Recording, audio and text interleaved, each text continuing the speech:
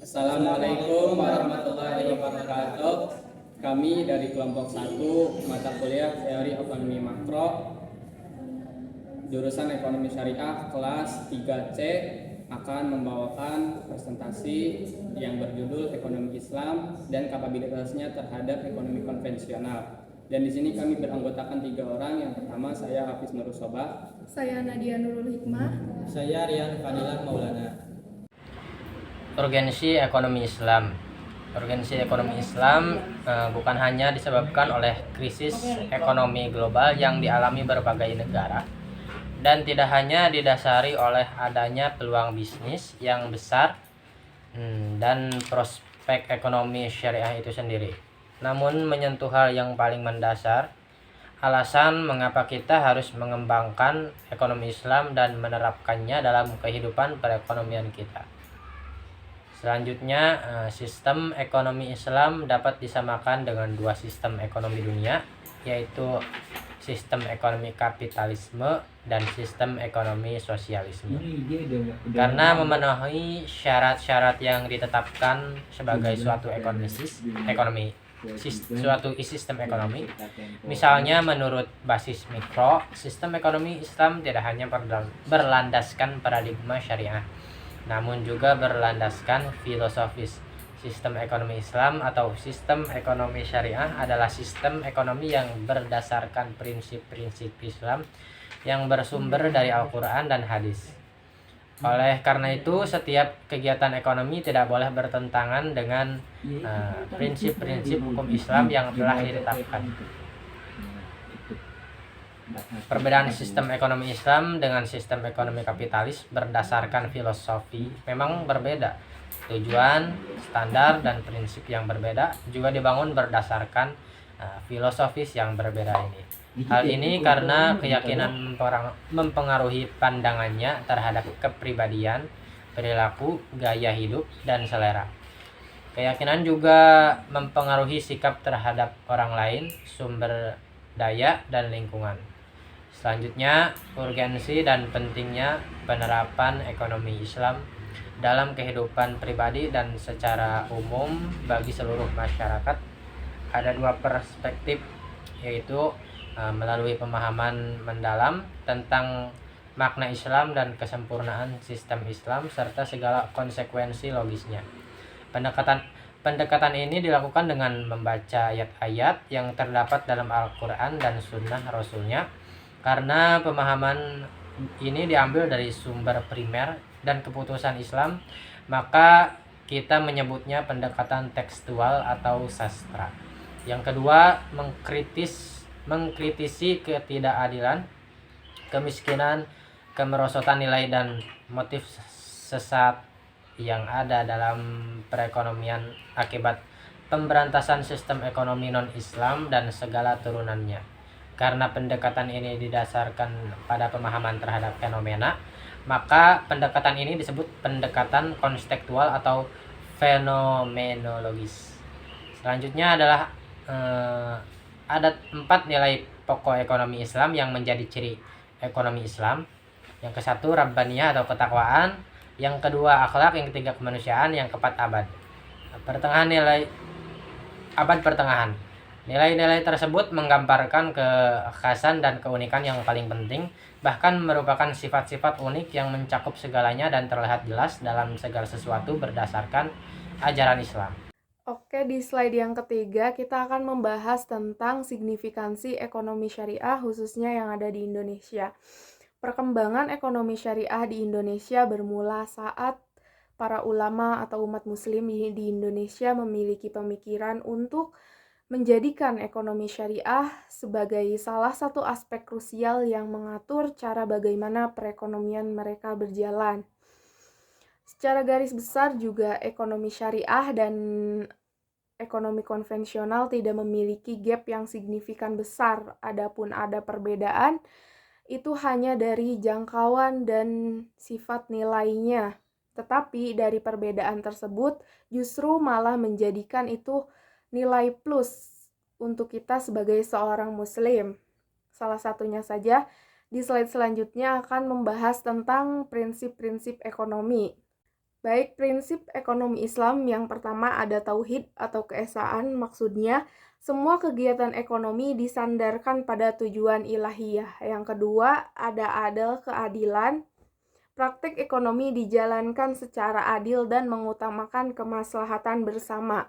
Yang ketiga ada khilafah pemerintahan, maksudnya memiliki pemerintahan atau kepemimpinan yang sesuai dengan aturan prinsip Islam itu menjadi aspek yang mempengaruhi bagaimana nanti berjalannya kegiatan ekonomi itu berjalan.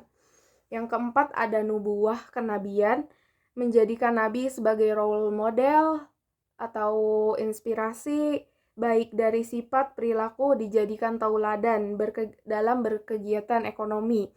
Yang kelima ada mad hasil, artinya penghasilan yang didapat dalam kegiatan ekonomi harus dengan cara yang baik dan halal.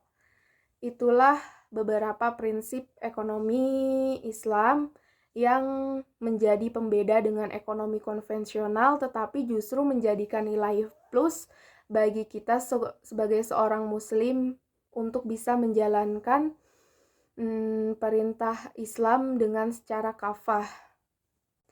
Setelah membahas tentang prinsip Islam yang menjadikan keunggulan untuk kenapa sih kita harus menjalankan ekonomi syariah gitu. Sekarang ada juga keunggulan ekonomi syariah dalam bidang muamalah. Yang pertama, ekonomi syariah membangun masyarakat muslim dengan memiliki karakter menjalankan kegiatan ekonomi sesuai dengan syariat dan ajaran prinsip Islam. Yang kedua, ekonomi Islam memberikan perspektif kepada masyarakat muslim bahwa melakukan kegiatan bermuamalah juga adalah ibadah karena dijalankan dengan mengamalkan syariat ajaran Islam dan menjalankan sesuai perintah Allah Subhanahu wa taala. Yang ketiga, menjadi support wadah untuk para muslim dalam mengembangkan dan memberdayakan ekonomi syariah. Yang keempat, melakukan aktivitas praktik ekonomi dengan berlandas ekonomi Islam termasuk dalam penerapan amar ma'ruf nahi mungkar.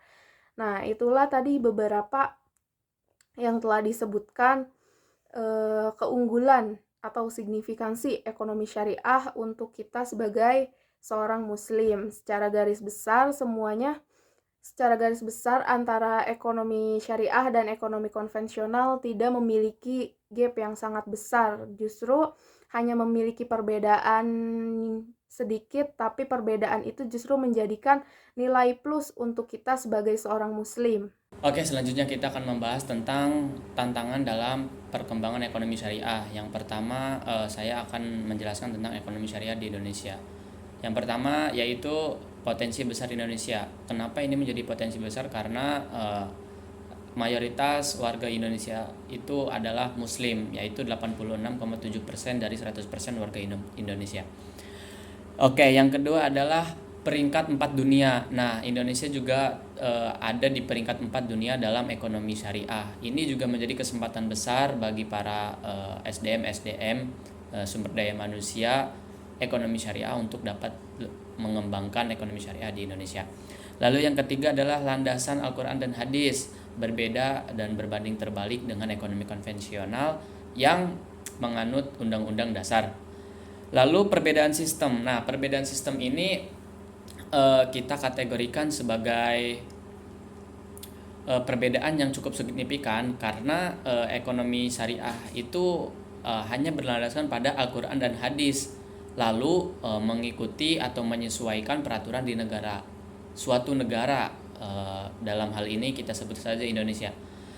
Dan sedangkan ekonomi konvensional itu lebih kepada undang-undang atau peraturan yang sudah ditetapkan dalam suatu negara.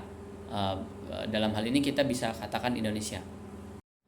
Yang kedua, slide selanjutnya yaitu adalah rendahnya dukungan keuangan syariah pada industri halal, belum adanya bank syariah yang memiliki aset.